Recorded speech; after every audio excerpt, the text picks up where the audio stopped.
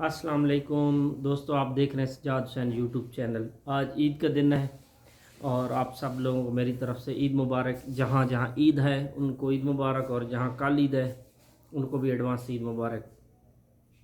Video बनाने का मकसद एक तो आपसे ईद की खुशियाँ शेयर करना था, और दूसरा अभी दोस्तों के सवाल बार बार आ रहे हैं, उन पे मैं सोचा चलो छोटी सी वीडियो बना देता हूँ। ये अक्सर न्यू लोगों को प्रॉब्लम यही आ रही है कि उनको बाहर आना है और उनके पास एक्सपीरियंस नहीं है बाहर का। मसलन उनके पास अगर वो पाकिस्तान में है तो पाकिस्तान का एक्सपीरियंस है, या इंडिया में है तो इंडिया का एक्सपीरियंस है। और वो बार बार मुझसे यही पूछते हैं कि हमारे पास एक्सपीरियंस नहीं है बाहर का, तो अब हम कैसे जाएं बाहर। तो भाईजान, जो भी बंदा गल्फ़ आता है तो फर्स्ट टाइम तो किसी के पास एक्सपीरियंस नहीं होता। ज़ाहिर एक्सपीरियंस तब होता है जहाँ वो आ जाता है कि यहाँ काम करता है, फिर उसके बाद उसका गल्फ़ का एक्सपीरियंस होता है। तो अब सिचुएशन इसी तरह है कि आप भी जब फर्स्ट टाइम आएंगे तो आपके पास गल्फ़ का एक्सपीरियंस तो नहीं होगा। तो इसीलिए एक मिनट मोहसिन, मुझे बात करने दो, उधर चले जाता हूँ। तो मैं आपको दो तीन तरीके पहले भी वीडियो में बता चुका हूँ, और एक दो और भी हैं कि आपके पास अगर एक्सपीरियंस नहीं है तो एक तो सिंपल वे है, जब किसी बड़ी कंपनी की रिक्वायरमेंट आती है बड़े लेवल पे, मसलन उसे एक दो बंदे नहीं चाहिए होते हैं, ज़्यादा बंदे चाहिए होते हैं, तो ज़्यादा बंदे पॉसिबल नहीं होता कंपनियों के लिए, एक्सपीरियंस बंदे उनको नहीं मिलते। तो उस सिचुएशन में वो कंपनियां आपकी परफॉर्मेंस और आपका एक्सपीरियंस जो लोकल है वो देख के, और आपकी जो क्या कहते हैं कि इंटरव्यू पे डिपेंड करता है, अच्छा इंटरव्यू दे लेंगे तो वो आपको सेलेक्ट कर लेते हैं, उसमें कोई इशू वाली बात नहीं है। और दूसरा ये है कि आप, कुछ लोग होते हैं एज ए रीगर या ऐसी किसी और जॉब पे बाहर आ जाते हैं, फिर यहाँ आके वो अपने डॉक्यूमेंट प्रिपेयर करते हैं और कंपनी में बताते हैं कि हम क्रेन बना चलाना जानते हैं। अगर उन रिक्वायरमेंट हो तो वो उनको चांस मिल जाता है, नहीं तो अपने बलबूते पर ख़ुद अपनी इन्वेस्टमेंट करके यहाँ पे लाइसेंस वगैरह बना के, और उसके बाद वो जो है ना इस फील्ड में इंटर हो जाते हैं। और फिर यहाँ पॉसिबिलिटी है आप ट्रांसफ़र कर सकते हैं, नहीं तो आप वापस एक्सपीरियंस, जब आपके पास लाइसेंस आ जाएगा तो समझ लो आपके पास एक्सपीरियंस आ गया, और आप वापस चले जाते हैं और फिर दोबारा नए वीज़े पे गल्फ़ की किसी भी कंट्री में आ जाते हैं। तो ये भी ऑप्शन है, और भी ऑप्शन है। ये डिपेंड करता है आपकी सिचुएशन के पे, आपके पास पैसे कितने, क्योंकि अब अगर आप खुद इन्वेस्ट करेंगे तो ज़ाहिर आपको पैसे चाहिए। अगर आपको कोई कंपनी वीज़ा दे रही है तो फिर आपकी इन्वेस्टमेंट उसमें कम होगी। कंपनी आपको वीज़ा देगी, वो प्रिपेयर करेगी सारे डॉक्यूमेंट, सारा कुछ वो करेगी, आपने सिर्फ अपने डॉक्यूमेंट देने होते हैं।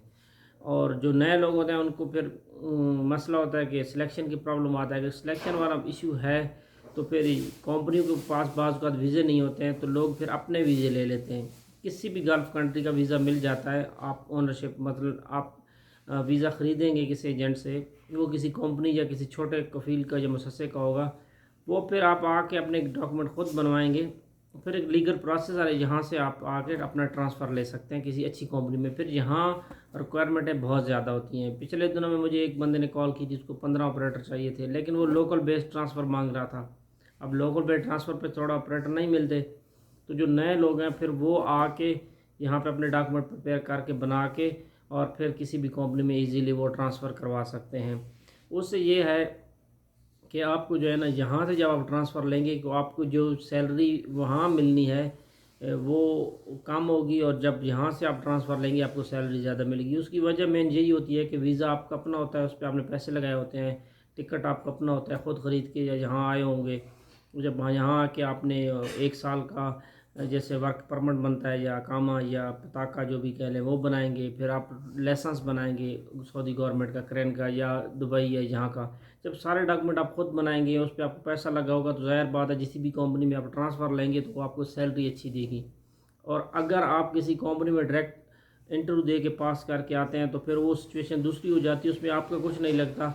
कंपनी वीज़ा भी आपको भेजेगी, टिकट भी भेजेगी, आपने सिर्फ इंटरव्यू पास करना होता है, और पास करके जब यहाँ पहुँच जाएंगे तो फिर कंपनी आपका साल का रेजिडेंट वर्क परमिट भी बनाएगी, और उसके बाद आपका लाइसेंस भी बनाएगी। तो आप पे सारा खर्चा कंपनी जब करेगी तो फिर ज़ाहिर बात है वो सैलरी आपको उसके हिसाब से देगी, चाहे जो भी आपका कॉन्ट्रैक्ट होगा। हर कंपनी की अपनी पॉलिसी होती है।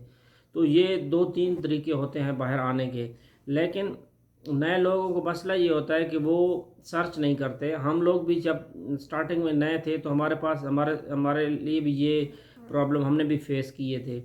आप मेरी बात माने, मुझे जब इन्फॉर्मेशन होगी तो मैं भी शेयर करूंगा अपने चैनल से।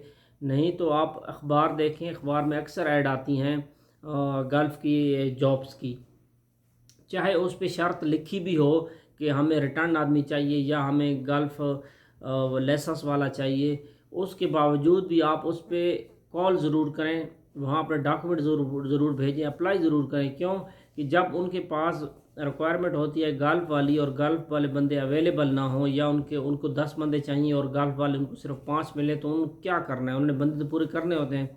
फिर उनके पास लास्ट ऑप्शन यही होता है कि जो यहाँ एक्सपीरियंस वाले बंदे हैं, जिनके पास लोकल एक्सपीरियंस है, अच्छे इंटरव्यू में पास कर लें और काम करना जानते हैं, तो फिर उनको ले जाते हैं वो लोग और वहाँ जाकर उनके डॉक्यूमेंट ख़ुद बनवा लेते हैं। तो आप लोग आप जिस एरिया में हैं, जहाँ भी हैं, और मोस्टली मेरे व्यूवर्स इंडिया के ज़्यादा हैं, तो इंडिया में तो बहुत ज़्यादा रिक्वायरमेंट जाती हैं, बहुत ज़्यादा वहाँ पे डिमांड जाती है कंपनियों की एज ए क्रेन ऑपरेटर भी और दूसरे फील्ड में भी।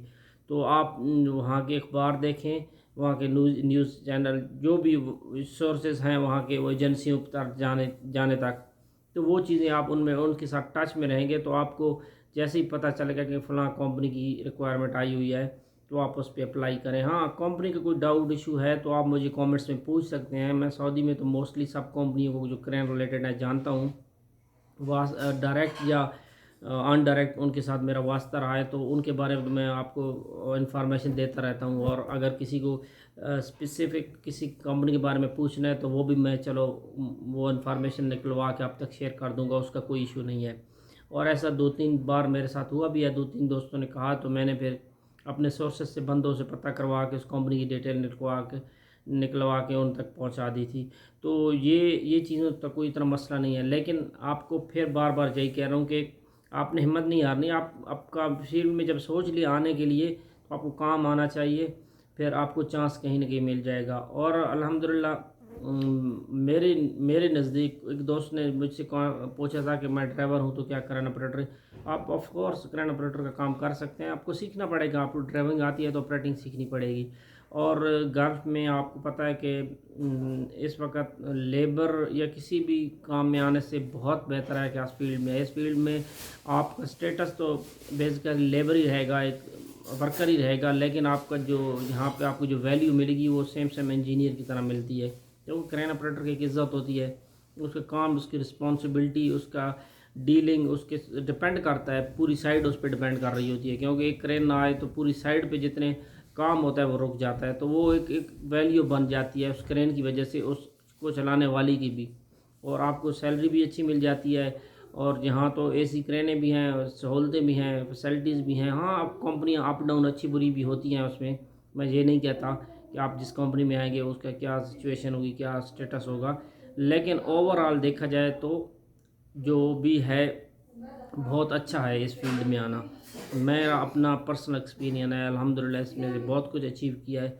और अपने चैनल के थ्रू मैं आपको हर चीज़ बताता रहता हूँ। आज ईद के दिन है तो ज़्यादा नहीं, तो इतनी वीडियो भी लंबी हो जाएगी।